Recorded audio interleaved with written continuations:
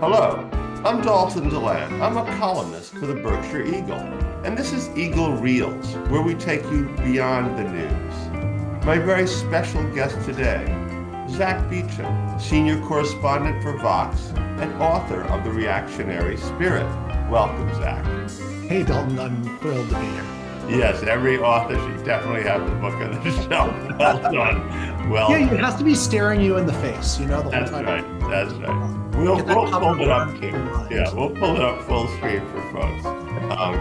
Zack, you were raised in the DC suburbs. We've known each other a long time, and you've recently taken up the life of an expat in Canada. That's You- right.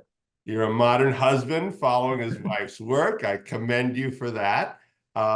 And I think that, in fact, I wonder, has this move given you layers, more perspective? How has it changed your thinking? Sort of going back and forth between Canada and the US and, of course, other countries.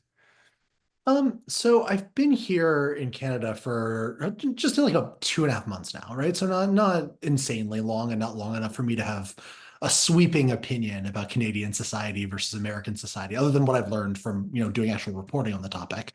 But my most significant firsthand impressions, I think there's sort of two of them, right, that I can say with confidence. The first one is that it's incredible how much more efficient government services are, right? With a significant investment in the public sector. You can see it. Like I needed to get a driver's license. I went into the DMV and it was done in 15 minutes, right? You can't imagine an experience that easy in a major American city or even a small sized American city. It just, you can make an appointment in advance. It was extraordinary, right? And that's what you get for an actual investment in public services. The second thing is that the tenor of political discourse is completely different. This is something that you can know abstractly, right? Like if you look at data on political polarization as measured by, hostility towards members of the other political party or parties in the case of Canada, the United States is way higher than Canada. Not just way higher than every other OECD democracy, right? It's not close. But it's one thing to know that abstractly, and it's another thing to see what it looks like. Following Canadian politics, which are actually in a fairly contentious place by Canadian standards, right? But by Canadian standards is important, right? It's nothing like the level of existential conflict that you see in the United States. And so it feels like an American election that took place honestly prior to 9/11, I would say, right? In the way in which, though there are sharp disagreements, they are contained within certain acceptable political bounds. Um, the conservative candidate, who's considered a right-wing radical by Canadian standards in the next election, had an ad recently about how his wife comes from an immigrant background and how he wants to be welcoming to all Canadians, right? It really is I argue in the book, right, Canada is an example of a country that has resisted reactionary anti-democratic politics fairly effectively. And it's one thing to see that sort of abstractly, even to notice it on my visits here, which were pretty common, right, before I moved here. But another thing to actually live through it, especially the election season is starting to get going with their election, not full campaign swing, but their election scheduled for next year. So you're starting to get some focus on what's going to happen there, especially with the American election sort of drawing people in. So it really is a remarkable a window into seeing how bad things have gotten in the United States, which is not to say everything's better in Canada. The US is outperforming Canada significantly economically, right? And there are some policy differences that we could talk about, though this isn't a US versus Canada show. It's a book about democracy. And on that front, or a conversation about democracy. And on that front, the Canadians are significantly outpacing the Americans. So one more question on this sort of duality theme, Zack. You're a proudly Jewish son. Your maternal grandparents were Holocaust survivors. Like other Jews, you're processing, and in your case, reporting on Israel. It is one of the four countries depicted as democratically challenged in your book, The Reactionary Spirit. Does your heritage make your reporting harder or easier? That's an interesting question. It depends on what you mean by harder or easier. Emotionally, Certainly more difficult in the sense that I have strong ties when I'm doing Israel-Palestine work. You think about the family members who are in danger there, right? Like in very, very literal danger. And the stakes there feel emotionally significant. So that's harder. Easier in a sense that being Jewish opens doors when you're in Israel that might not be accessible to other people because of the sort of the way in which the society has become increasingly ethnocentric over time, that there are people who will say things to Jews that they might not say to an outsider or might not say, certainly wouldn't say in front of a Muslim reporter. So it helps me when I report, especially on the dark side of Israeli politics, which is a major focus of the book. Um, though not always, right? When you get a reputation after a certain point, then it's like, okay, he's the guy who's going to write critically about the treatment of Muslims here, where I don't really want to talk to him. And so yeah,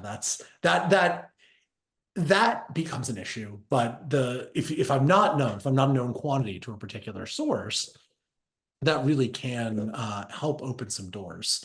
And I think another thing here in the States is that, sorry, I'm in Canada now, here in North America, is that people make certain assumptions about your politics. The other day someone came up to me at the grocery store and said, just so you know, could tell knew I was Jewish, right? And it was like, just so you know, I stand with Israel, and said a lot of stuff that I actually don't agree with about the Israeli-Palestinian conflict. Um, so weighing in on that particular topic while you're Jewish, it comes with a whole set of other things. I mean, that's to say nothing of the intra-communal politics, which are really quite bitter and vicious, right? The mainstream American, Canadian, North American Jewish position is very much pro-Israel, but with significant gradations. It's much less hawkish, more liberal than its equivalent in Israel or among right-leaning evangelicals or Christian Zionists. But there's a lot of internal difficulty and conflict among the Jewish community. If you speak in a certain way about Israel, I'm, I'm not the most anti-Israel person, or I wouldn't call myself anti-Israel at all. I support the existence of Israel as a state. Um, but I'm very critical of the current government and of its war policies in Gaza, its attitude towards democracy, and even that level of criticism, which comes from a place of belief in the idea of Israel, if not the practice of Israel, is often met with a certain amount of hostility inside the community. So it's one of those topics that if I didn't think was important, I would just stop writing about it at all, because it is just one of the most miserable things to write about in human existence. But because it's so important, because the stakes are very high, especially now, it seems like an important topic to discuss. Thanks, Zach. I mean, as a segue towards America's role too, let me bridge the gap. Netanyahu, Trump. Some critics see similarities. Are they both grasping at power to forestall, prosecution, even jail time? It seems simplistic to me. I won't dismiss that, but it seems that perhaps there are other personality traits that they share. Um, Yeah, look, I think it's fundamentally right if different on the details, right? So the core argument of my book, The Reactionary Spirit, is that there is a reactionary spirit animating modern anti-democratic politics, right? A sense among a certain segment of the elite in the population, like the society that they value is at risk of being lost, right? Being lost specifically due to the forms of sociocultural change or political change. And that sense of loss animates a particular kind of anti-democratic politics that attempts to subvert the rules of the democratic game in order to ensure that this change can be stopped. And I think Netanyahu and Trump are both exemplars of that reactionary spirit. That's the argument I make in the book, right? But they're exemplars of it in different ways, and they come to it from different backgrounds. Their personal motivations are quite different. Netanyahu is a career politician, incredibly experienced, savvy. He is deeply familiar with and a part of the political elite in both Israel and the United States. He spent a lot of time over in North America, and uh, he's also ideological, right? This gets lost a little bit, but he really deeply believes in a version of the revisionist Zionist tradition, which is a right-wing strain of Zionism that's posited that Israel can only maintain its existence through force by demonstrating its staying power through force of arms to Arabs. That's sort of, I would say, its core contention, in addition to an argument about Israel being entitled morally to all of the land, and certainly in Netanyahu's view, needing to take as much land as it needs to secure its security interests. Um, Trump isn't ideological like that. Netanyahu's father was a historian who advanced a really dark vision of Jewish history, right? Partially an argument for the necessity of Israel, right? But he really emphasized anti-Semitism in the way that Benzion Netanyahu did. Trump's father was a real estate developer who taught his son how to be like selfish real estate developer in New York, right? And their different backgrounds and their different approaches to politics reflect the professional operator versus gut instincts, business world kind of guy, though Netanyahu did spend some time in the private sector. But fundamentally, I think what the kind of politics they represent and the sort of vision that they appeal to is very similar, as is their shared response to legal trouble, which is to double down on anti-democratic politics, right? To double down on the idea that we can and should grasp for power however necessary. Right. And that's something that has been very, very, very consistent in both of the past few years of their behavior. So Zach, there's each country on its own, and you deal a lot with that, and then of course there are many common threads, whether they're immigration and so forth, but also in the case I think of Israel and the U.S., the tremendous power of America's role, right? And to go to a recent column you wrote in Vox, where you're senior correspondent, you wrote, quote, that America's mishandling of the Mideast conflict has done serious damage to its already frayed credibility, unquote, weakening support for Ukraine, strengthening China. And you also write that our policy has been, quote, doubly hypocritical, unquote. The Mideast is obviously a very tough fence to straddle.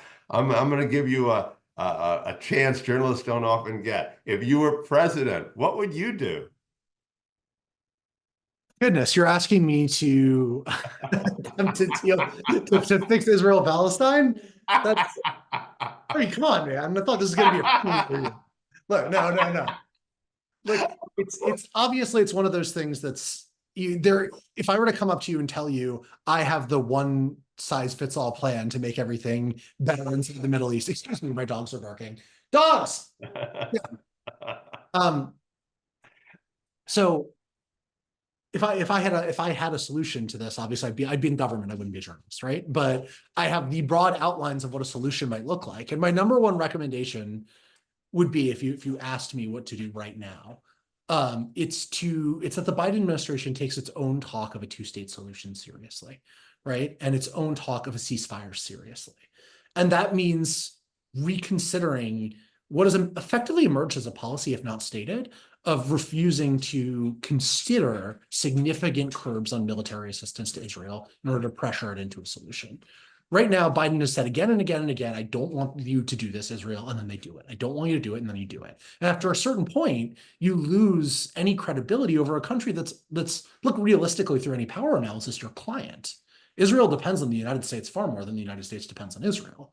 And Biden has been, I think, for basically personal ideological reasons, reticent to really push Netanyahu as much as he complains about him in private, which all the reporting on the topic suggests that he does. And so if you want to move towards a better policy, start by considering a suspension of military aid. If Israel does some things that it's threatened recently, such as a complete cutoff of humanitarian assistance to northern Gaza, which would be beyond a war crime. I mean, war crimes have already been committed, but this is beyond that.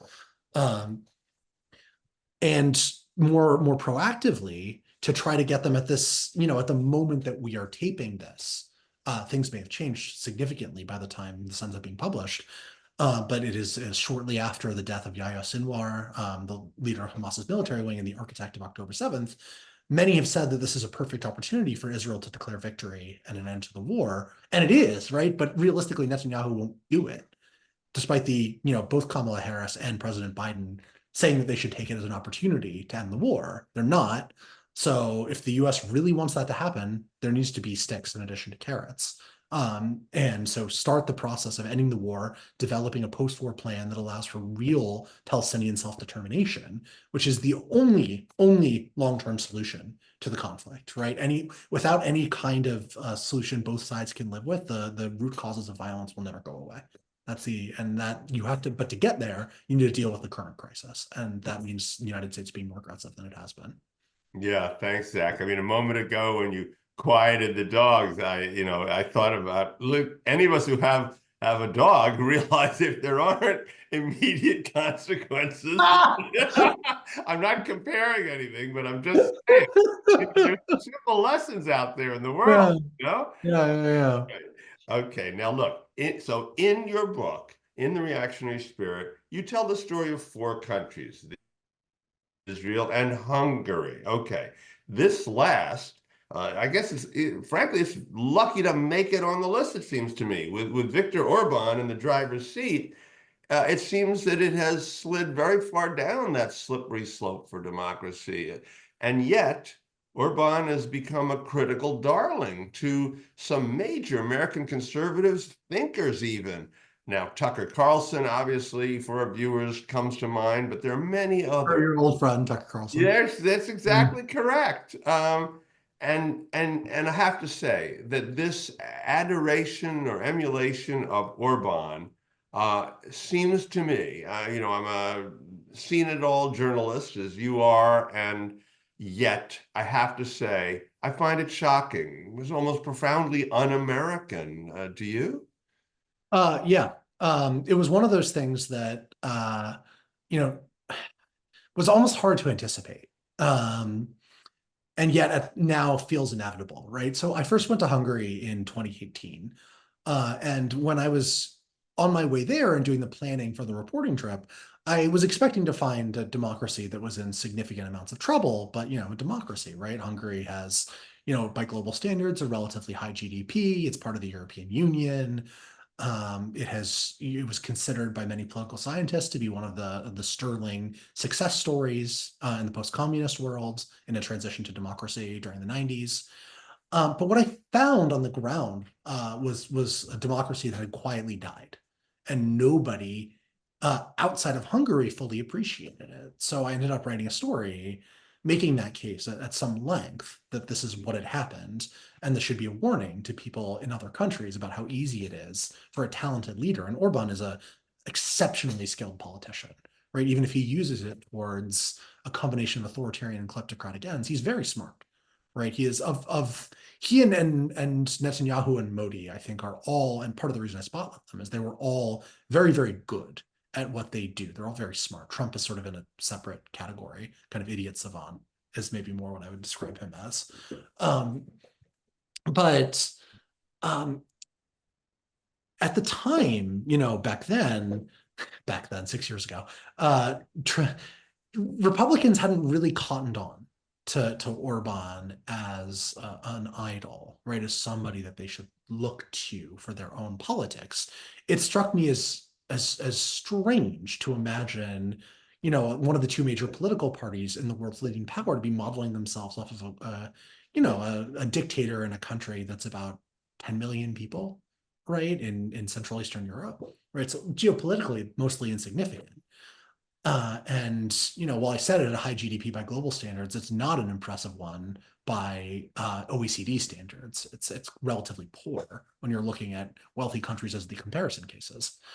So why would Americans want to model themselves off of that? But to me, as I tracked this growing and growing on in the right, with Carlson as one of the lead Orban boosters, but a lot of the intellectual right getting on board too. Folks like Patrick Deneen, Yoram Hazony, and Adrian Vermeule, really influential thinkers in the conservative movement, have all had words of praise for Orban. Um, and it's filtered down. Obviously, now Trump talks about him all the time. He mentions Orban, like in all of his stump speeches, right? About how Orban said the world would be much better off if Trump is president again, which is he's the only world leader, aside from maybe Putin, who has said something like that. Um, and it shows especially after the events of January 6th, a lot of this really heated up, right? Started to heat up in 2020 and 2021 even further, right? That the disdain for democratic practice, the belief that um, I think animates Orban's politics, or at least his political appeal to a lot of people, which is, yeah, maybe he's aggressive, but being aggressive is warranted when you're facing an existential threat from the left or from liberals or from immigrants or whatever the sort of boogeyman is today.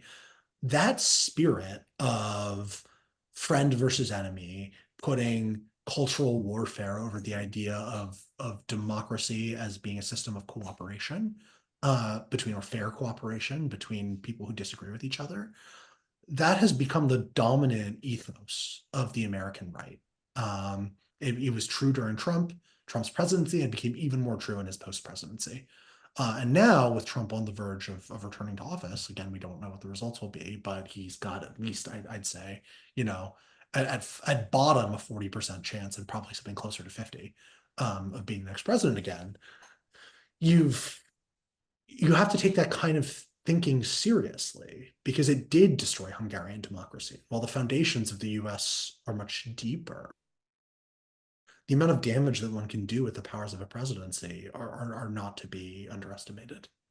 So Zach, just moving it a moment because perhaps as a fan of absurdist, or it used to be called black humor, writing, and I just want to probe for a moment. The fine line, talking about Orban, Hungary, they've got those billboards in which, the Jewish philanthropist George Soros is virtually the devil in a comic book like way. It's like we walked in, to a, Batman movie or something. And in another of your Vox columns, you write Trump comes off alternately as, quote, a buffoon and a would-be dictator, unquote. And of course, what we all saw is, as you say, quote, his campy dance moves, unquote. I was thinking back to early work that I did at Time Inc., how we studied and revealed the step frames in which film had been manipulated so that newsreel viewers during World War II had the laughable sight of Adolf Hitler apparently dancing a jig. And then, of course, we all remember Charlie Chaplin and the Great Dictator. Um, your thoughts on the dichotomy between the terrible seriousness of the descent from democracy and the buffoonery of those who would be king. And as you mentioned, how that plays for Trump. Any thoughts on this as a media thing? Yeah, I mean, there's like a long-standing argument, tradition of argument that humor was a weapon that authoritarians couldn't fight back against, right? They could stand being criticized to a degree. What they couldn't stand is being mocked and made to look little. The thing is, now humor is a weapon wielded on behalf of authoritarian politics, right? Hitler was always vaguely buffoonish, right? As you mentioned. And, that did lead some people to radically underestimate what he was capable of doing. One interesting thing is to go back and look at the first New York Times article ever written about Adolf Hitler.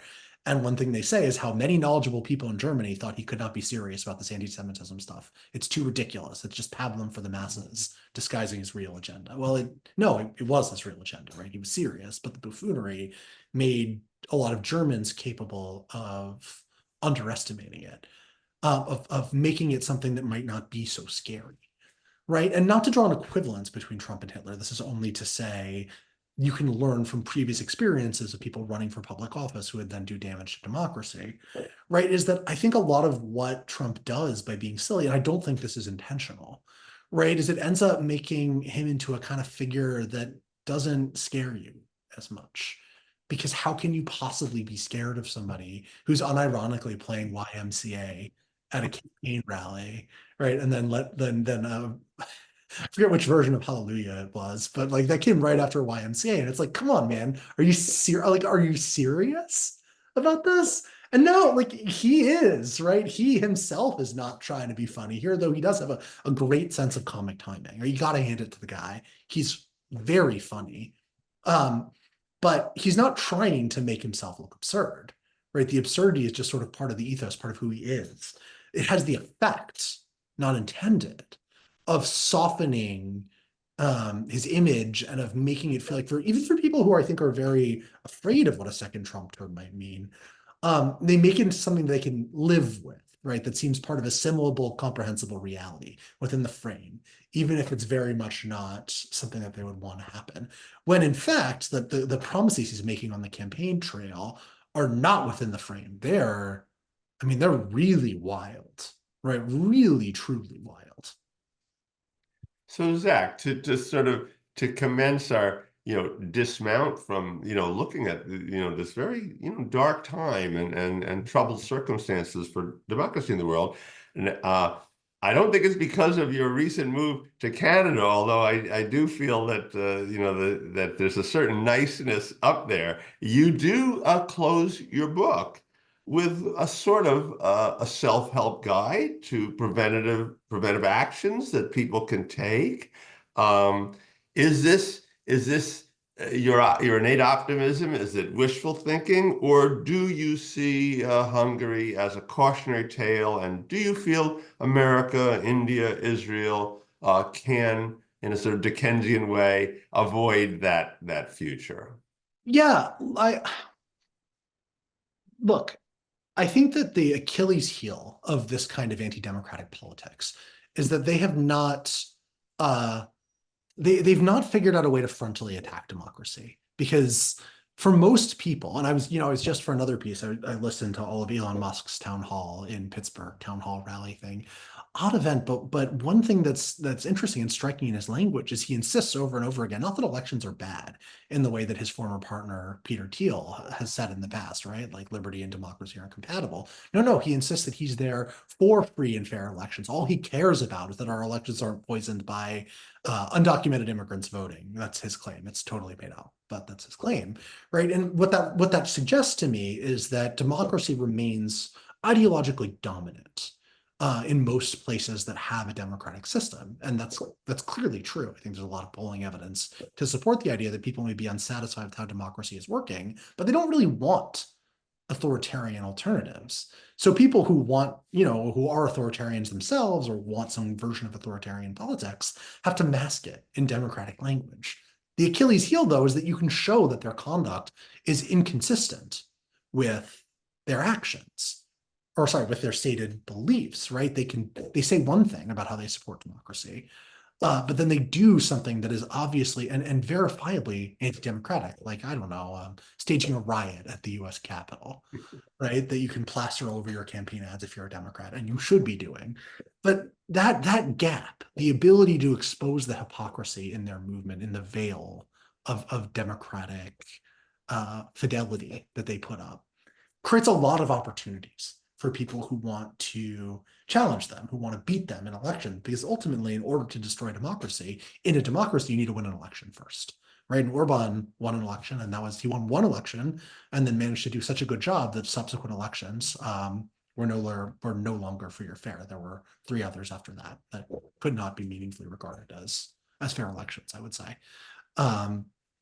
And that, there's still time in the United States, India, and Israel, and that gap is closing at differential rates, right? The most recent Indian election showed me that India was better off than I thought it might have been, much as the 2022 midterms show the same about the US. Conversely, some events in Israel during the war, a recent polling bump for Netanyahu, the government's crackdowns on free speech, plans to, some conduct in the West Bank, plans to, or proposals anyway, to expand settlements in Gaza, are all really, warning signs that the process of democratic decay is accelerating under Israel and its current far-right government. So people need to, a government that became immensely unpopular, by the way, when it frontally attacked Israeli democracy. Which has happened, it's easy to forget now, but Israel had the largest protest movement in its history during 2023 before October 7th, right, against the government's plans for the judiciary, which were seriously dangerous for its democracy. So the ability of democracy to serve as a powerful rallying cry, as it did in the 2022 midterms, and in Israel in 2023, and in Brazil in 2022 is another example that we haven't talked about, shows that this can be done. And there are lots of things that people can do in their everyday lives, not just politicians, but the way that you talk to relatives, family members, even people that you're acquaintances with online, focusing on this gap between statements of support for democracy and the reality of the anti-democratic behavior, that I think could be really, really effective. And it's important for people to take action on their own and not see anything to campaigns, by the way. One thing the academic literature on persuasion shows really convincingly is that the best people at persuading somebody are people they know and trust, right? A random canvasser is nowhere near as good at getting somebody to change their beliefs than an in-depth conversation with a friend or a family member. So don't give up hope on persuasion. It really can happen, and it does happen, and it changes elections. Zach, as you were talking and thinking about that gap between statements and action, and perhaps you know him well already, but I was thinking about a wonderful musician and poet and writer from Canada, Leonard Cohen, and his famous line that there's a gap in everything, and that's how the light gets in. Um, I like and and I think that in your book, I'm going to, point readers. If I were Oprah or Reese Witherspoon, the Reactionary Spirit would definitely be the essential read of the month. And I do hope, as you were saying, I hope that readers will not only go to the book, but get to that end and look at that. Certainly, Zach, you do not give up, and I hope no one gives up on this power of an individual to influence others, and that's a very important thing. And I'm glad that you do end on that kind of a note. So let me just let you close with a terrible question, but I'm going to do it just because I You already think. asked me to solve the Middle East. It couldn't There you go. I did. it couldn't possibly get worse. Nothing could come near that. But you won't like this one either, which will be, if there were one thing you most want readers to take away from the book, what would it be?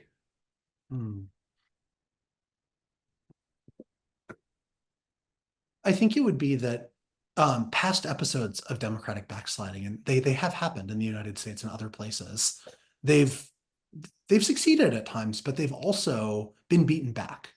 And so as inevitable as it might seem, or as global as the wave of far-right anti-democratic politics might appear, ultimately it's up to people who live in those democracies to change things, right? To make the world a better place. And because the great thing about democracy is you're empowered as a citizen to persuade your friends, to volunteer for campaigns and organizations that change the foundations of these things. If you have enough money to donate to worthwhile causes, maybe even long shots that could try to improve the long run future of democracy. And I detail a few of them in my book, right? You can do all of those things. And democracy has won in the past. It's just up to us to make sure that it wins in the future. So while you should have this sober dose of reality from reading the book, right? Things are bad. There are lots of threats, lots of challenges. They also shouldn't be seen as insurmountable ones. And this belief that democracy will inevitably triumph or inevitably fall is mistaken either way. It's up to the people who live in them, and that means everyone listening to this video, right? You have a chance to do something. And while individually it may not seem like much, in aggregate, multiple people added together, it ends up being future altering. So go do something. Zack Beauchamp, thank you for being our spirit guide to democracy in this way. I can't think of anything more important. Listen, thanks to Vox for giving you that beat. Thanks for you to conducting it and the book. And again, I hope everyone will have a look at it. Zack Beauchamp, senior correspondent for Vox, author of The Reactionary Spirit. Thanks so much for joining us today. It's so enlightening. Thanks, Dalton. I really, really appreciated this. I'm Dalton Deland. I'm a columnist for the Berkshire Eagle, and if you're already a subscriber, thank you. If you're not yet, please consider becoming one. It's how we conduct conversations such as this, and how we keep the flame of local journalism alive in America. I'll see you next time on Eagle Reels and the pages of the